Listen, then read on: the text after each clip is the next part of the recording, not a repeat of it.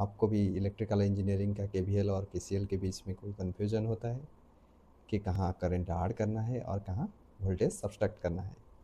आज का इस वीडियो में हम केवीएल और केसीएल के बीच में जितना भी डाउट है वो सारा आपका क्लियर करेंगे, ये मेरा वादा है। दोस्तों, स्वागत है आपका हमारा चैनल वैदिक इलेक्ट्रिकल में। आज हम समझेंगे किरचॉफ्स लॉ को बहुत ही सिंपल और मज़ेदार रियल लाइफ एग्जाम्पल के साथ। तो चलिए शुरू करते हैं। अब देखते हैं केसीएल। केसीएल क्या बोलता है? The algebraic sum of all current meeting at a point or junction of a circuit is always zero. मतलब इनकमिंग करंट जो जंक्शन पे इनकमिंग करंट है वो किसके बराबर होगा? आउटगोइंग के करंट। मतलब इनकमिंग जितना होगा वो आउटगोइंग करंट उतना ही करंट होगा। The algebraic sum epsilon I equal to zero. Algebraic sum को क्या करेंगे हम? Addition with direction sign. मतलब एंटरिंग जो करंट होगा उसको प्लस साइन लेंगे और आउटगोइंग करंट जो होगा उसको माइनस साइन लेंगे। ये केसीएल को हम एक रियल लाइफ एग्जांपल के साथ समझेंगे। देखिए, मान लीजिए ये मेरा एक पाइप है, ये वाला जितना पोर्शन है ये एक पाइप है। यहाँ से पानी जाता है, यहाँ से हमारा पानी जाता है और यहाँ पे एक जंक्शन है जहाँ से पानी दो जगह होके निकलता है। पानी क्या करता है ना, दो जगह होके निकलता है। अगर हम यहाँ पे 5 लीटर का वाटर ऐड करेंगे, इधर से 5 लीटर को वाटर ऐड करेंगे तो इधर मेरा थोड़ा पाइप मोटा है इसीलिए यहाँ पे 3 लीटर वाटर निकल गया और ये मेरा पाइप थोड़ा छोटा है, यहाँ पे 2 लीटर पानी निकल। ये इसी टाइप का एग्जाम्पल आप डेली लाइफ में देखते होंगे। तो मेरा यहाँ जंक्शन पे जो है इधर से पानी जा रहा था और ये पानी निकल रहा था। तो मान लीजिए, तो मेरा अगर 5 लीटर एंट्री हो रहा है, यहाँ पे क्या हो रहा है? एंट्री हो रहा है। तो मेरा एग्जिस्ट कितना होगा ना, इधर 3 लीटर होगा, इधर 2 लीटर, 3 प्लस 2, 3 लीटर और 2 लीटर। तो मान लीजिए इसी पाइप के अंदर जो पानी जा रहा है उसी को मान लीजिए करंट, और ये पाइप वाला वाटर पाइप को मान लीजिए एक कंडक्टर, और यहाँ पे जो है बीच का पोर्शन को हम जंक्शन मानते हैं। तो केसीएल क्या करता है? केसीएल बोलता है कि आप एक जंक्शन में जो है एंट्री करंट जितना होगा, exist current, total sum of exist current उतना ही होगा। तो देखिए इधर 5, इधर 5 लीटर हम ऐड किए और इधर भी 5 लीटर हमको मिल जाता है। देखिए केसीएल जो है वो बेस है law of conservation of charge. Charge जैसे कि नाइदर क्रिएट और नॉर डिस्ट्रॉयड, उसी के हिसाब से होगा। अपर जंक्शन पे आपका जितना करंट जाएगा उतना ही निकलेगा, मतलब उधर कोई बीच में करंट नहीं रुकेगा। चलिए एक और न्यूमेरिकल से समझते हैं। यहाँ पे मेरा 5 ठो रजिस्टर है जिन पे डिफरेंट करंट पास हो रहा है। देखिए I1 करंट और I2 करंट जो है वो जंक्शन की ओर जा रहा है, लेकिन I3 current, I4 current, I5 current वो जंक्शन से दूर जा रहे हैं। इसका मतलब क्या है? देखिए यहाँ पे पूछा गया है कि I5 करंट कितना है। तो मेरा जो है I1 करंट जो है वो 10 एम्पियर है, I2 करंट जो है 2 एम्पियर है। ये दोनों मिलाकर कितना है? वो जंक्शन की ओर जा रहे हैं तो इसको प्लस साइन लेंगे, तो दोनों मिला के कितना हो जाएगा मेरा? 12 एम्पियर।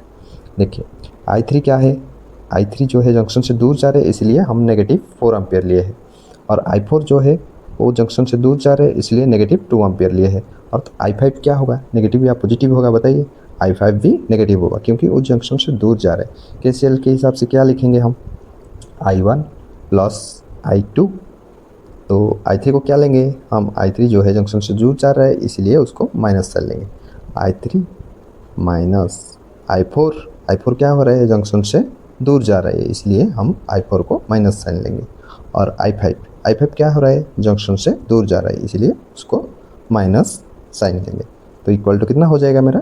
0। ये हो गया हमारा जो I1, I2, I3, I4, I5 मिलाकर अलजेब्रिक सम। मतलब अलजेब्रिक सम मतलब उसका पॉजिटिव, उसका डायरेक्शन से हिसाब से हम उसको सम करेंगे।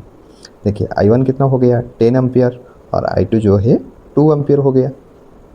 अब देखेंगे I3 जो है, I3 क्या है? नेगेटिव पे है, तो यहाँ पे क्या लिखेंगे हम? -4 एम्पियर लिखेंगे। उसके बाद देखिए I3 हो गया -4, I4 हो गया, I4 जो करंट है वो हो गया 2 एम्पियर, और माइनस I5 लिखेंगे। इक्वल टू कितना हो गया? 0। देखिए ये +2 और -2 कट गया हमारा, कितना हुआ? 10 + 4 इक्वल टू 10 - 4 इक्वल टू कितना हो गया? 6, माइनस I5 इक्वल टू 0। तो मेरा I5 इक्वल टू कितना हो जाएगा ना? 6 एम्पियर। केवीएल को समझने के लिए एक रोलर कोस्टर का एग्जांपल लेते हैं। जैसे रोलर कोस्टर नीचे ही रहता है वो जब धीरे धीरे ऊपर जा रहा है तो क्या कर रहा है, एनर्जी गेन कर रहा है, मतलब एनर्जी गेन कर रहा है। अब जब धीरे धीरे नीचे आएगा तो क्या करेगा, एनर्जी लूज करेगा, मतलब ऊपर जाएगा तो एनर्जी गेन करेगा और नीचे आएगा तो एनर्जी लूज करेगा। ऊपर जाएगा तो जो प्रेशर उसको ऊपर भेज रहा है उसको क्या बोलेंगे हम, यहाँ पे वोल्टेज ले लेंगे। और जो नीचे मतलब धीरे धीरे नीचे आएगा तो उसका क्या है, एनर्जी लूज हो रहा है, जैसे कि हमारा वोल्टेज ड्रॉप हो रहा है किसी रजिस्टर के क्रॉस। जैसे ही वोल्टेज ड्रॉप हो रहा है उसी तरह रोलर कोस्टर में हम उसका एनर्जी धीरे धीरे क्या कर रहे हैं, डिक्रीज हो रहा है। तो आइए केवीएल को समझते हैं। केवीएल क्या बोलते हैं, the algebraic sum of all the potential difference or voltage in a close circuit is zero. Sum algebraic sum मतलब जिसका डायरेक्शन के हिसाब से हम उसका प्लस देंगे या माइनस देंगे। देखिए यहाँ पे एक ईएमएफ है, यहाँ पे क्या है, एक ईएमएफ है, EMF plus algebraic sum of all potential. यहाँ पे इसके क्रॉस एक वोल्टेज ड्रॉप हो रहा है। अच्छा, यहाँ पे ड्रॉप हो रहा है तो इसको क्या देंगे, इसको नेगेटिव देंगे, तो मतलब यहाँ पे भी नेगेटिव होगा, AR2 रजिस्टर के क्रॉस भी नेगेटिव होगा। तो यहाँ पे अलजेब्रिक सम हो गया जीरो। या फिर क्या लिख सकते हैं, जितना भी हमारा बैटरी सोर्स दे रहे हैं या फिर ईएमएफ दे रहे हैं वो किसके बराबर होगा, सर्किट में जितना वोल्टेज ड्रॉप हो रहा है उसके बराबर होगा। केवीएल यही बोल रहा है। आइए एक एग्जांपल से समझते हैं। यहाँ को एक न्यूमेरिकल वैल्यू से एक प्रॉब्लमेटिक सॉल्व करके हम केवीएल को और अच्छे से समझेंगे। देखिए यहाँ पे करंट पूछा है, ये वाला सर्किट पे जो है यहाँ पे एक रजिस्टर लगा हुआ है 2 ओम का और दूसरा रजिस्टर जो है 3 ओम का लगा हुआ है, दोनों सीरीज में लगा हुआ है। ये एक क्लोज सर्किट लूप है, इसके अंदर करंट निकालना है।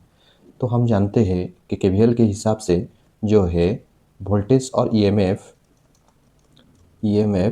इक्वल टू कितना है, ईएमएफ इक्वल टू हमारा जो है वोल्टेज ड्रॉप हो रहा है, जितना वोल्टेज ड्रॉप हो रहा है।